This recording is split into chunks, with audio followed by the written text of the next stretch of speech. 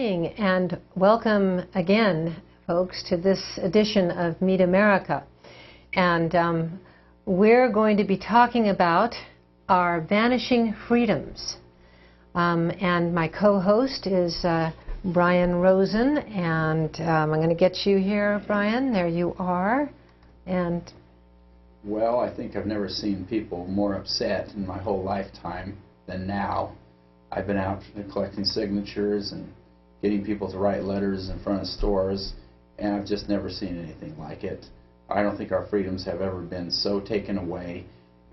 Our freedom to collect signatures or reach out to the public in public places is disappearing, partly thanks to big corporations doing a lot of lobbying and going to court. Of course, the corporations, Annie, have tremendous freedom because they have so much money.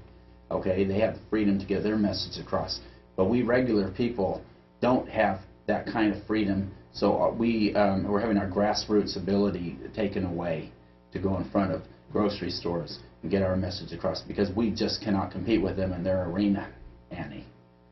Well, why don't you tell us, Bryan? You have gone out. You're the frontline soldier, and why don't you tell us?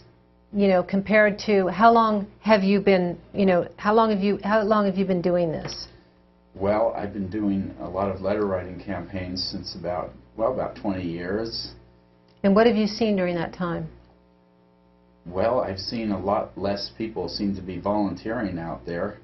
I think partly they're intimidated. There's a lot of intimidation. For example, under the Clinton administration, I believe they took away our right to do it in front of the post offices, which there used to be people all the time in front of post offices. Now this is that I've been told even by the post office it was private property. Well, it still is supported by our tax dollars, and it's a public place. And I think it's an outrage because democracy requires public places where people can collect signatures and register voters. Now the post office does allow people to register voters, but they don't allow people to collect signatures or to outreach the public. Now, in this modern corporate-owned society where the big shopping centers have taken the place of the village square and the public sidewalk where people congregate to big corporate stores, we no longer have our old village square. So to lose a public place like the post office is really, truly tragic, especially given the fact that big corporate America does not want grassroots organizations, Annie, to be in front of their stores for the most part. Well, I think it's criminal. I mean, I don't know why the ACLU isn't, challenging this because, like you point out, the post office is a public place, and it turns out that we can petition in front of the post office, but we have to do it on the sidewalk. We can't do it in front of the post office. So you're right. We can no longer, go in front of the post office. It has to be on the street, and where post office or maybe the street is narrow or whatever and you can't put a table up, it's much harder to get to people. And so, yeah, and I attribute this a lot to, there's one thing I fear, and that is corrupt politicians, of which we have way too many. But what I fear even more is a complacent people. And I watch, and I really believe that people are complacent. And I too go out and petition and get letters. And I'll tell you what I notice. I'll say to people, would you like to save our state parks? And about, I'd say 6 out of 10 will walk by and say no thank you. Or they're in too much of a hurry, or whatever. Well, this to me is outrageous. In fact, there was a woman yesterday when I was petitioning in front of Safeway who stopped and happened to be writing a letter for a cause that she cared about. And I was asking someone that was passing by, would you like to save our state parks? And the person that was standing by was walking by. She had a little kid in tow.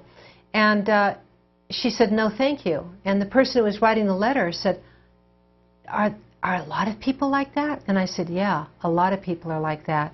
And she said, that is the most frightening thing I've ever known, is that these people are saying no thank you to our parks, to save our parks. And so she got a taste of what you and I are getting a lot of. I mean, whether it's GMOs, you know, genetically modified organisms in our food, would you like to stop that? No, thank you. It's all done with a smile. No, thank you. You know, would you like to save the ozone layer? No, thank you. Would you like to stop slaughter of the horses? No, thank you. And this is why our politicians are getting away with murder. And this is why I say it is coming back to haunt us. And you know, so continue your train of thought there, because... Well, there are a lot of people who seem to be numbed by our society, and this does allow politicians to get away with murder because they're pretty damn good at reading the public, Annie. They know that they can get away what they can get away with, and they know how they can get reelected, and they can know that they don't have to necessarily support good causes. And it's hard to gauge politicians because they tend to represent their districts. If you live in a real progressive district, the politicians can afford to be real progressive and get elected.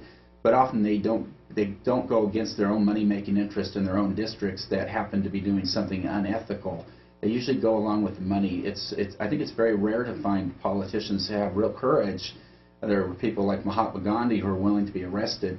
Well, it all starts with all of us. Each one of us is guilty, not just the politicians, though, and each one of us has to have the courage to try to live our lives ethically and make a difference for a better world. Hopefully we're not just here occupying space and, you know, consuming cruelty and cruel products and all the things that we're trying to educate people in front of stores. We're actually making a difference out there, Annie. But, you know, is the public a hard, uncaring creature? I think a lot of people do care, but they're just run ragged by big corporate America. There's a lot of those people. In the old days, Annie, you know, maybe the husband had to work and the wife didn't. There was more leisure time. Now both the husband and the wife have to work full-time jobs, put the kids in daycare. They have to work so much more than they used to. I think part of the reason people don't stop is they're run ragged by corporate America, whether to pay their landlords or to pay their insurance companies or to, you know, pay for their kids' dental health care. And I think it's Ralph Nader who said that in the old days the top executive only got about 40 times as much as the lowest person on the lowest rung of the ladder. Now it's like 40,000 times as much. So people are making less money, they're working harder, the rich are getting richer, I think the poor are getting poorer, they're being driven more ragged. And what's the solution to all this? I think the solution is we all have to be united. And when we're united beyond for something ethical, for good things, and we stand up with courage for what we believe in, and we're honest and fearless, we don't resort to the lies of corporate America, which is one big manipulation of our through the media to manipulate us to buy this or that or to support this candidate or that candidate that's supported by corporate America. But when we're willing to think outside the box and be courageous enough to support ethical decisions or an ethical lifestyle or ethical politicians, when we all come together, I think things are going to work in a good direction. And I'm confident we're moving in that direction. Well, you know, I'm glad you're confident because I do see some areas where we seem to be making progress, and those areas are the organic industry, for take an example of that, which is trying to counter the terrible pesticides. But then the organic industry is being sprayed with pesticides anyway because they coexist with commercial farming, and we have a lot of that here in Salinas Valley where during the night helicopters aerial spray, and those aerosols get all over the organic industry. So it's like on every front. Then you have the genetically modified crops coming in, and they purposely grow their corn and their soy right next to an organic soy field. And it's like this constant battle in which people try to choose the right products, try to do the right thing, and get thwarted on every angle. And I know that I have worked tirelessly to try to stop pesticides in children's parks. And I've stood before the City Council, and it took me 2 years to get the City Council to even look at an ordinance, a proposed ordinance that I had, which would stop pesticide and herbicides in Dennis Menace Park and around Lake El Estero, which by the Clean Air Act they're not supposed to do anyway. And only Councilwoman Nancy Selfridge and Councilman Jeff Hoffman voted for that. The mayor immediately struck it down and said, well, let's wait until we hear from the Integrated Storm Management Report that was supposed to, this was back in March of '09, and the Integrated Storm Management Policy was the report of what kind of progress they were going to be doing on alleviating us from pesticides was coming out the following December. And so I couldn't believe it, you know, that the mayor and Libby, council member Libby Downey, and Solicito all voted it down. And on the pretense that, oh, well, we'll revisit it later on. Well, later on comes along, and I've asked the mayor, you know, can we revisit this at a public meeting, at a public hearing, and left a phone message, and the mayor hasn't responded. So there's this lack of caring, you know. They smile at you, these these politicians, we really care, but, you know, they really don't care. And so they kind of roughshod over what we're trying to do, good things that we as citizens are trying to do. And those are the kinds of people that if you keep voting them in, they're going to keep poisoning your children and doing everything in their power to stop really good things from happening. And unless a lot of people get up there in front of City Council and overwhelm them, you know, they're going to continue to do what they do. And it's very disheartening. So I see this push and pull, and to me, I really don't know which way we're going. To be honest with you, I'd like to be able to be optimistic and say I believe in the American people. I think there's some great people out there, but people, we all need our comforts. We all have our price, our limitations, and then we're led by these people that really are not aware, or if they are aware, they don't care about the poisoning that's going on in Monterey and the whole county.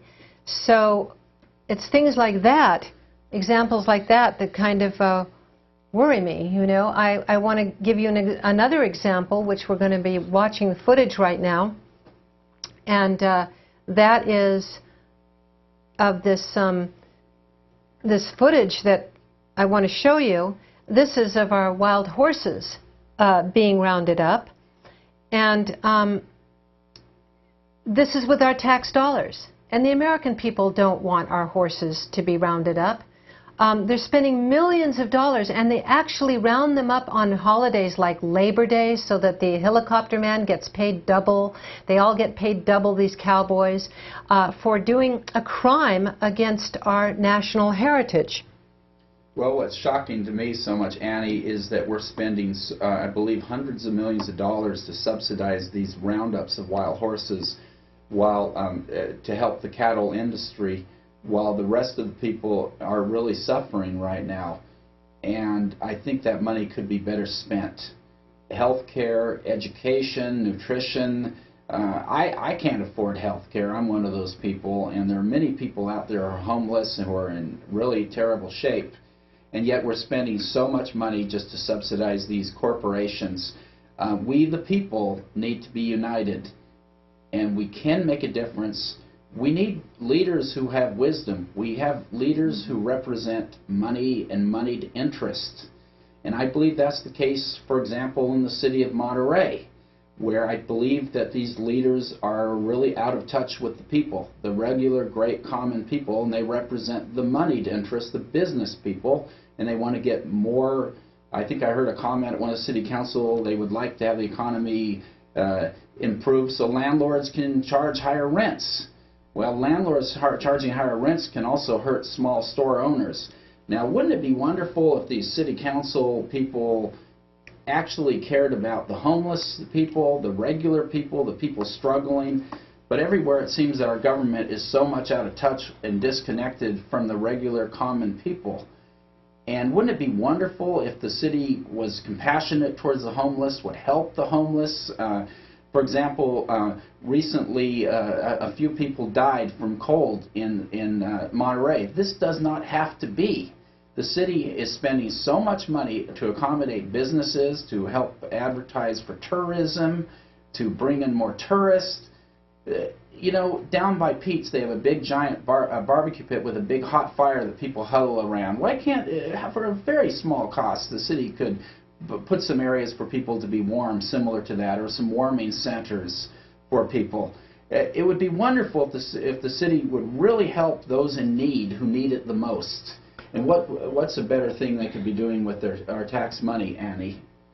Well, you know, just to give you an example, I went to the mayor because I guess it was around December I started seeing a lot of cold people homeless, and I was passing them by.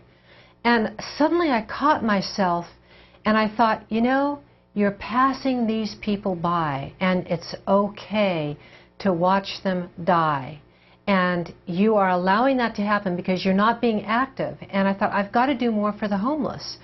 And a homeless man that I have known for years, I've said hello to him, you know, for I guess the last 10 years. His name was Carlos. He was a fisherman, and he would hang around the pier, and you would see him. And he was an alcoholic, and he had he died this last December around that area. It was very, very cold, and his homeless buddy, came up to me and said, Carlos died. I was with him last night and he died of the cold. And the police took him away. And he was really, really upset about this. And he said, no one cares. He said, I put some flowers around his bench where he died. And a few days later in the Herald, it was this article about how Carlos had died, but they hadn't, according to them, Carlos hadn't died. They got him in time and took him to jail, and then they took him to community hospital where he died. Well, 2 other people have died since then. And whether they're alcoholics or whatever, what is happening is in this city, it is a crime for people to sleep in their cars, and that's an illegal law. You can, in fact, sleep in your car. You're not allowed to make it a bed. You're not allowed to make it a temporary, you know, RV situation, but anyone can sleep. It's not a crime to sleep. And so there's that fine line. And this was happening in Berkeley, where they were arresting people sleeping in their cars. Well, what is a person to do when they've lost their home, they've lost their job? You can't live on $800 a month.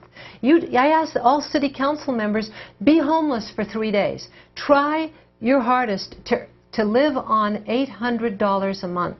How are you going to do it when the rent alone is $600 and jobs, there's just not enough jobs to go around? So in the meantime, if our government can bail out CEOs for millions of our tax dollars, they need to be able to bail out homeless people, and they need to give like $100,000 more to Dorothy's Kitchen, where people are sleeping under tables practically. I had a friend of mine, she had to drag her mattress in the rain from a shed at Dorothy's Kitchen and sleep on the floor with drug addicts and everyone side by side. She said it was deplorable circumstances, and these people are desperately trying to help everyone they can, and guess what? There's not enough funding for them.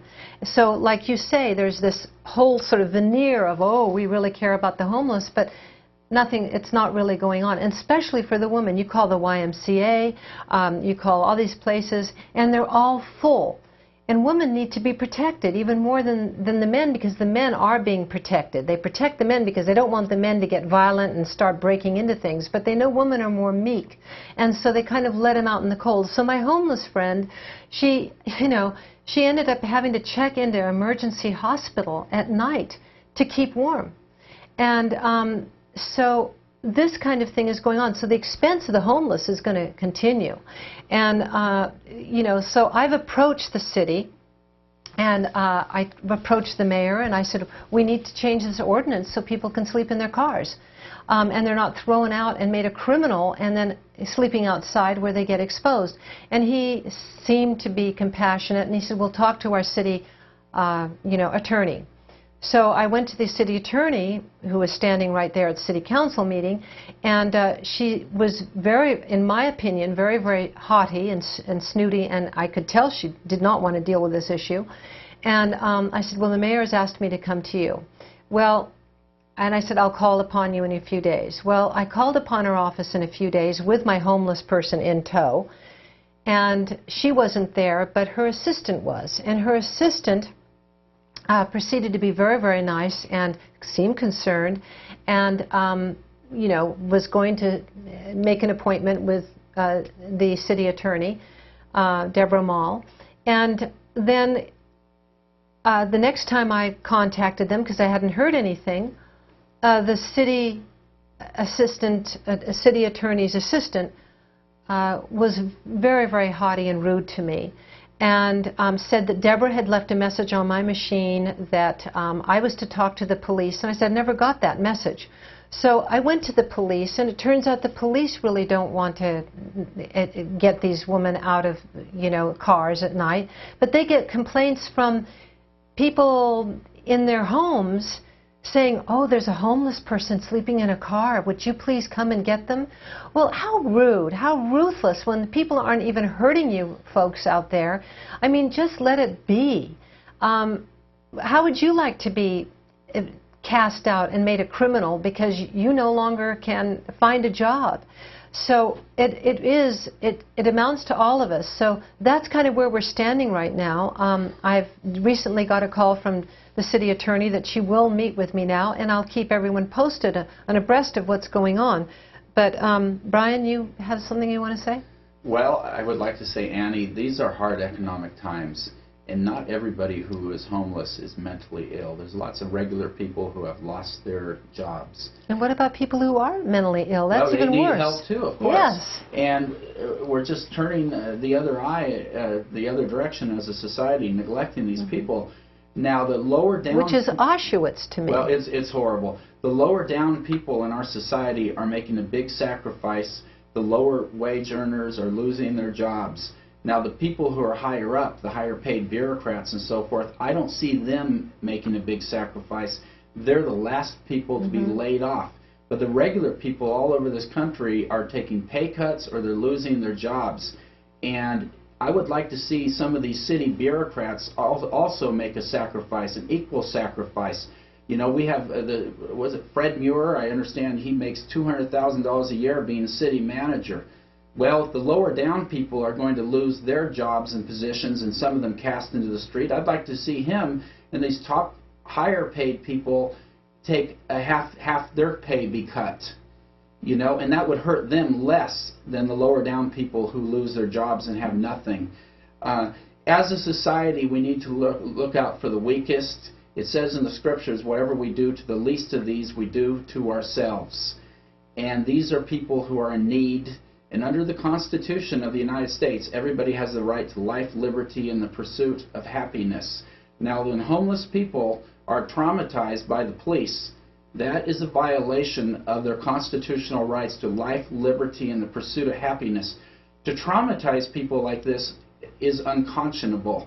These are human beings, and they need all the help they can get, especially in hard economic times. But in hard economic times, we seem to really go after the poor and persecute the poor, and it's not appropriate. More than ever, we need to help those who are not having a hard time right now, Annie.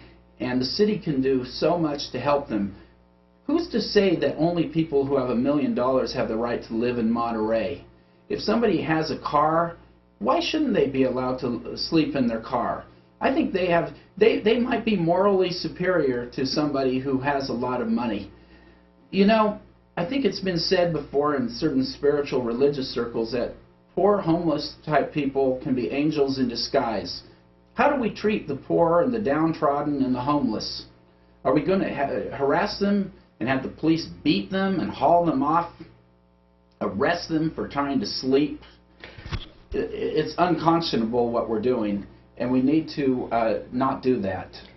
Well, the police aren't beating these people up. They don't. The police, I've talked to the police about this, okay. And they feel badly that they said, this is the law. We have to follow the law. So it's the city attorney and the city of Monterey, who is pushing the city attorney, I believe, to say, let's not make this a homeless-friendly Mecca. Wait a minute. Yeah. Mecca for people. Yeah. And so they've made these illegal laws that you can't sleep in your car.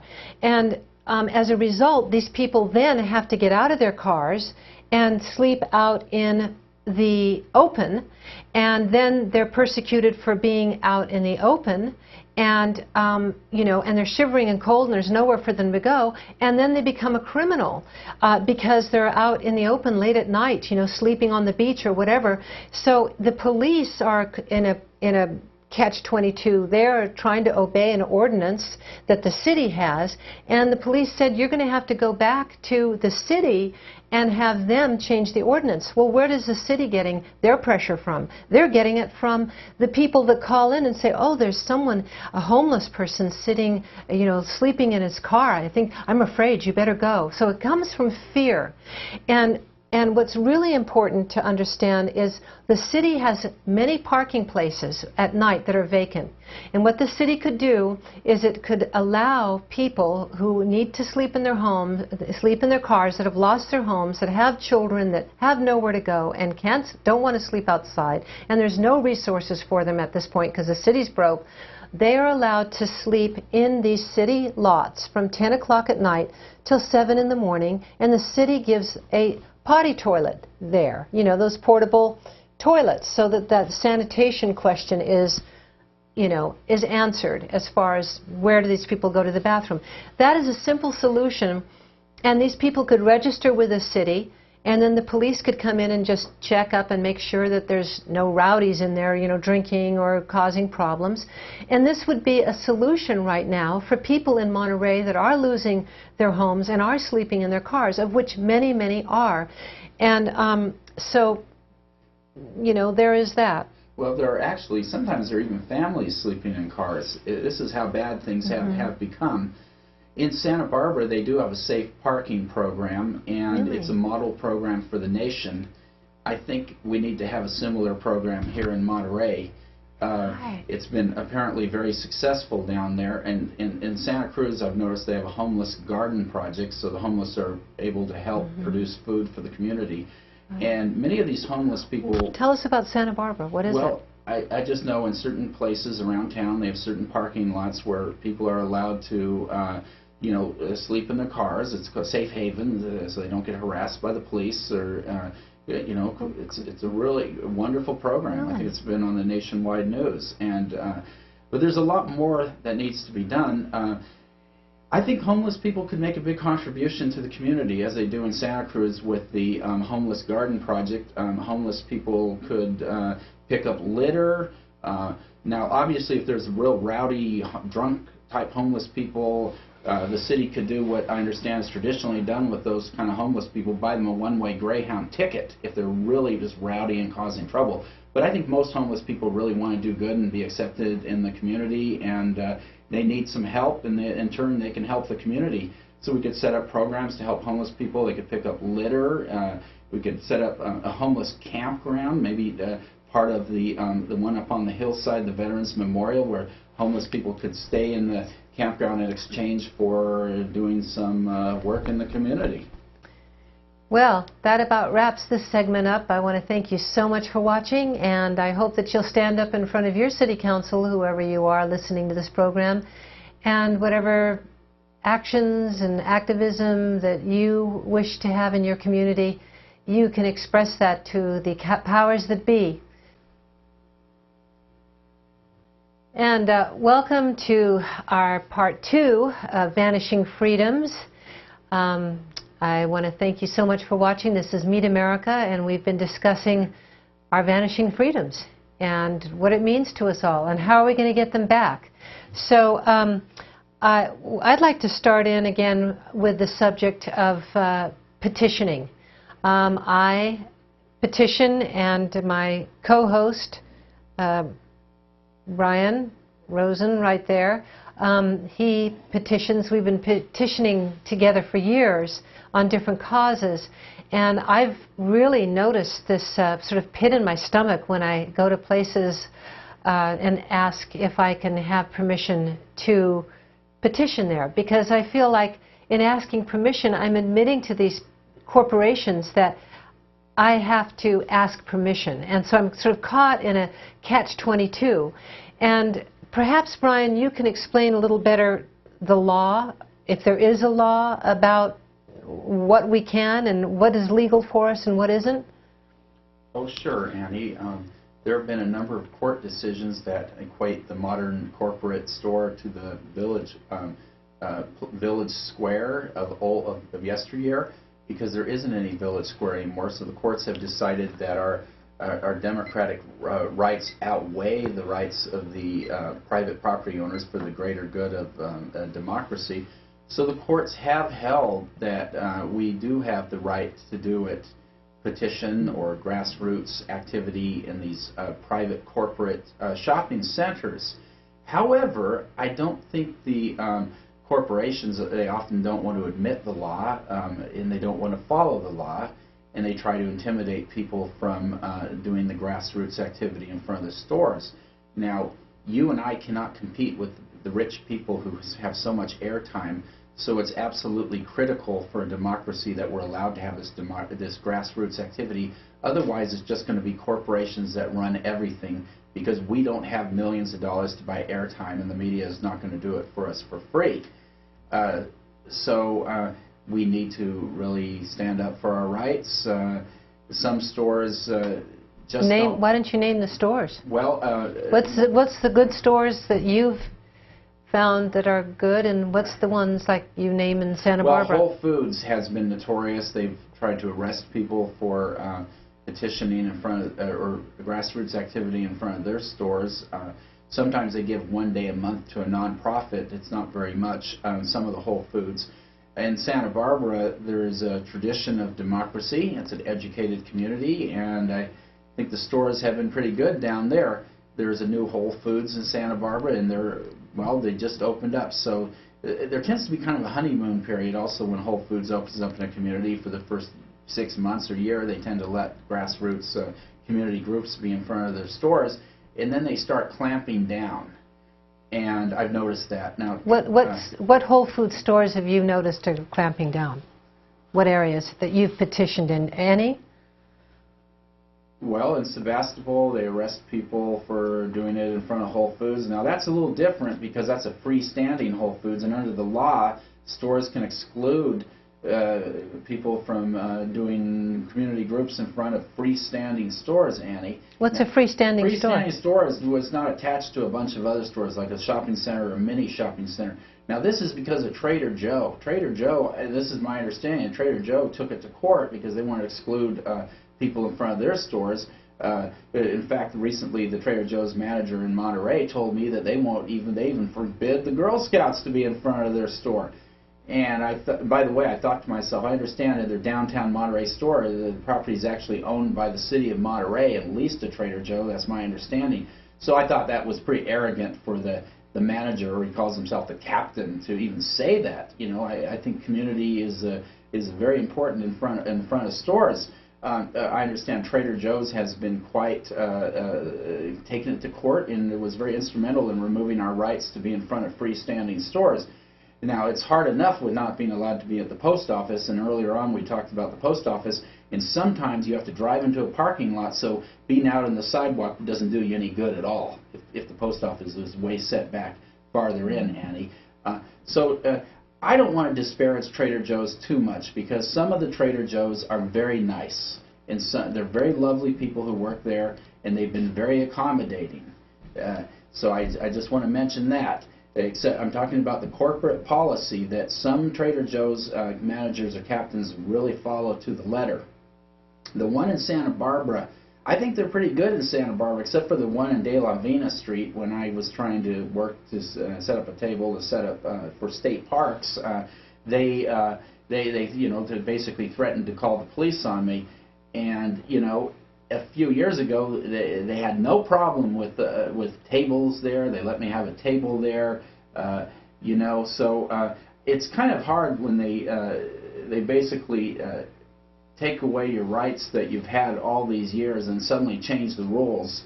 you know, and Santa Barbara is a pretty enlightened community, so I don't think Santa Barbara looks pretty kindly upon that kind of thing. It's kind of rare, I think, in Santa Barbara for a store to behave that way. So it's disappointing. I know this company has been bought out by a big German corporation. I believe it's the Aldi Corporation. They're one of the richest families in the world, I understand. And it's unfortunate that you know, that this has happened, that it's not American-owned, Annie, because, you know, American-owned companies keep more money in the country. They help our economy and all of that, but some of the values from that are not American values about democracy might have infiltrated the store based upon the ownership, the German ownership of the store. And I think it's very important that stores do have community groups in front of their stores, like Girl Scouts and so forth. That's part of a community. We need, you know, in a world where there's so little democracy and opportunity, we need this kind of outreach. Now, Safeway, it tends to be a very good store, you know, for democracy. They're always very inviting, and I don't know why Trader Joe's can't have the same civic-minded community spirit. There should be more about operating a store than just making money. Basically, I think that you know, Trader Joe needs to hear from its customers that we support democracy in front of its stores, and that's what people can do, Annie. So, of course, there are some other stores in Santa Barbara. A lot of them are very good. The Isla Vista Food Co-op is. It's just unfortunate there are some stores, some of these corporate chains are very anti-democracy. So why don't I turn it back to you for a little while? Well, that's really interesting, and I think that tells a story. And I think some of these stores get a lot of complaints from people, or maybe even a few, because it seems it's always the complainers that go complain, and people who are happy basically don't. So it's probably the few that mind petitioners in front of stores that go to the management and say, look, I really am annoyed by these people being out there. At least that's the impression that these stores seem to want to relay to us. And on the other hand, look at all the people that are so grateful that we're out there and thank us for having our petitions out there and these causes. So you have a majority of people that don't care. That's what I've noticed. I mean, maybe out of 10 people, I'll have 3 sign a petition. That's not a lot. So 3% out of 10, 3 people out of 10 is really not a very good record. It should be 10 out of 10 or 9 out of 10. That's a good, healthy, non-complacent people.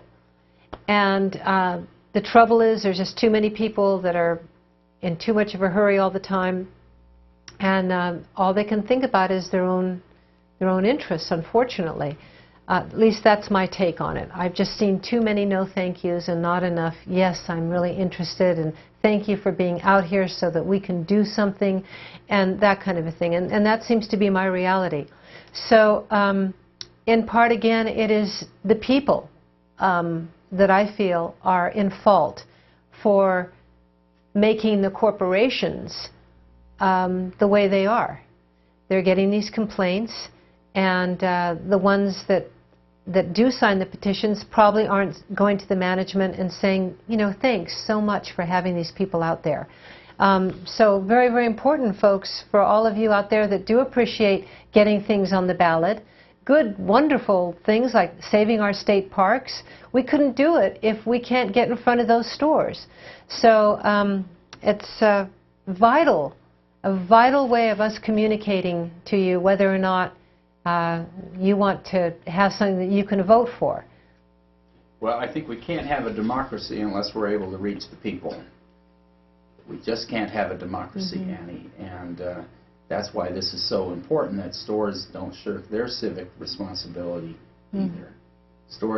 These corporations have so much money and they have so much power, and they also have a lot of civic responsibility. If they're going to be operating this country, Under our Constitution, they ought to support our Constitution and not try to overturn it at every turn and intimidate people out from under the stores. The Constitution, they're citizens of this country. They have a duty, and it's disgraceful if they try to shirk that duty or to deny that duty. Certainly to try to traumatize people who are trying to, Green Party people or whoever else who are trying to organize something grassroots, which I believe is the only way to change. Now, one way to stop change and have corporations run everything is just to get rid of all the ability for people to reach the public, Annie. If we make it so we're not allowed to be in front of public places or post offices or stores, then how do we get our message across? How do we reach the people? How do we have that face-to-face contact which is necessary in democracy? Then it just becomes a big corporate soundbite. Well, I think that's exactly what the corporations want. And they're winning, you know. Maybe it's going to turn around. Maybe after seeing this show and things like that, and people talking about it, we're trying to reach you, the public. But how many people watch public access, you know? A lot of people. Well, I know, it's true. But most people, when they come home, they're tired. And I know I am. I don't want to watch a serious program. I really just want to gel out and watch something funny and just relax. I mean, it's a reality. Well, we're tired. Too. We're tired. Yeah, we're tired. So it's difficult to watch programs, you know, where you're actually discussing things and you know, trying to deal with real life issues.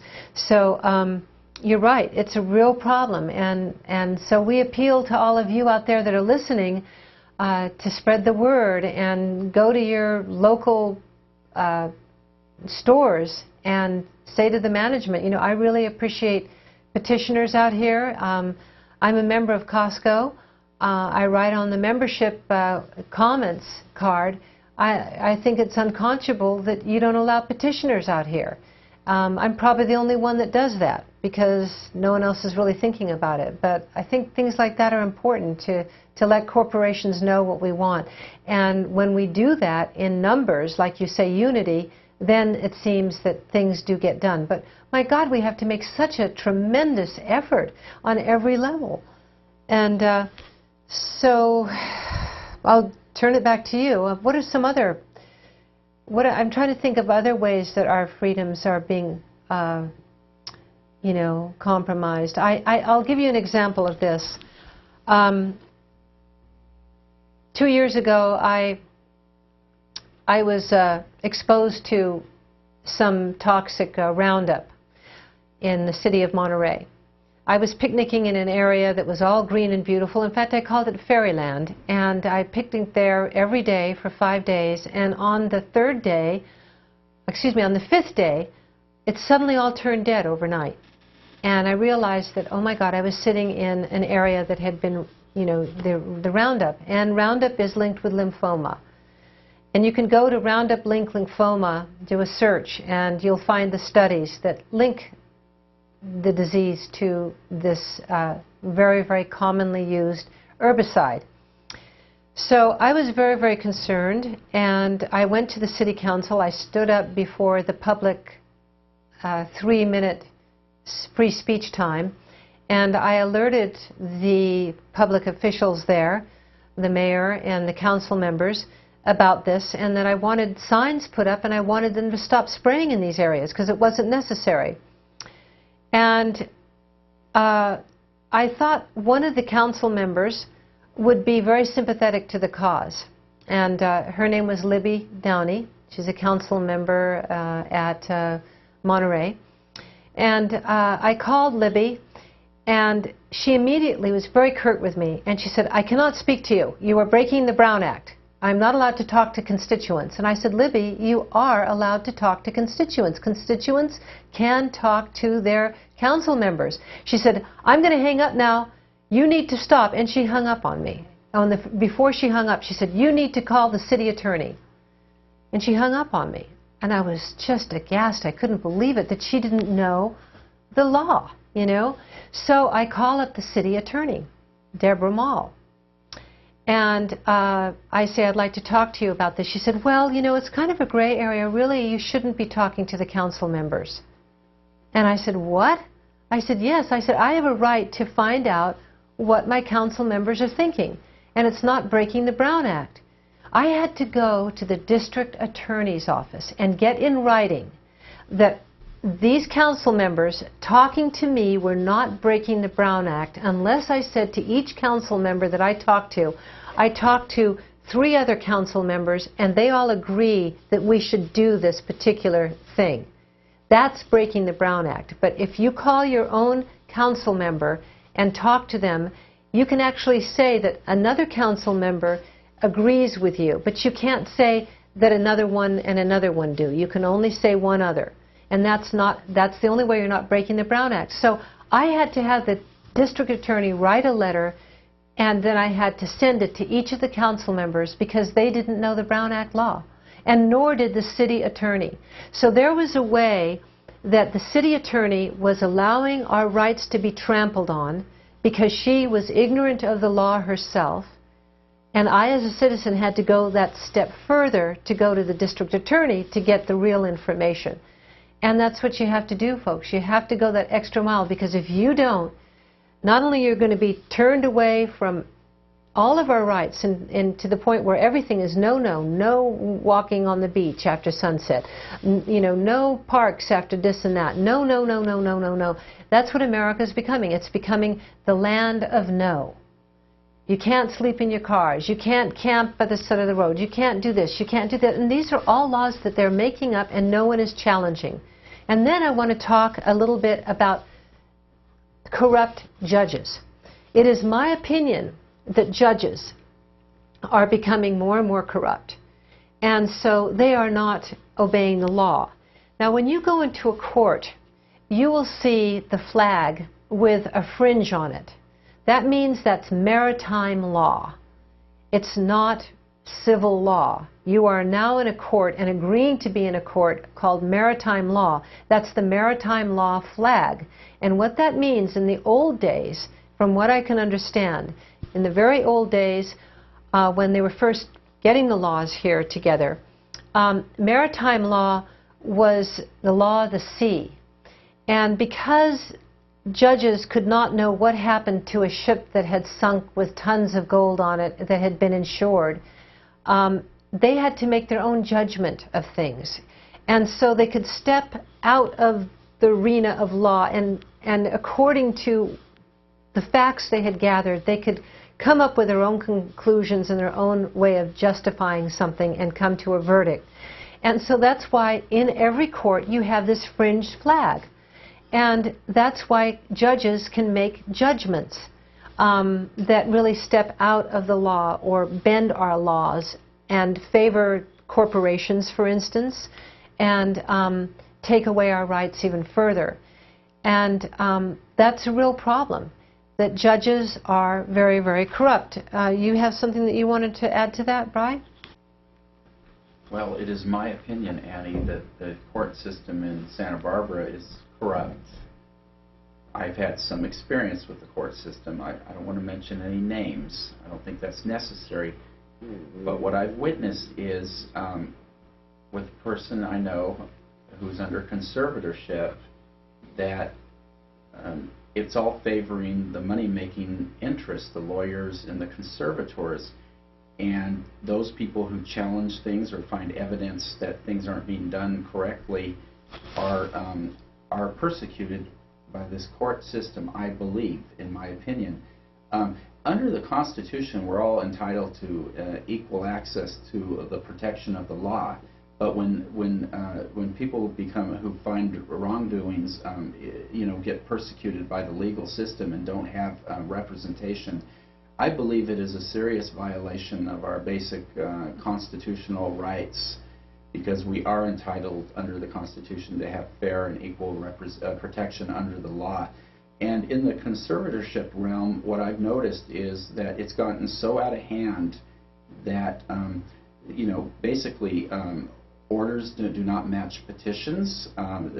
For example, I know of a conservator who applied to be paid through January, but the judge wanted to okayed them to be paid through August, and that way there was no accountability from the public couldn't challenge or the way that things were done, and that's illegal because every time that a conservator wants to get paid for a new account period, they have to file a petition.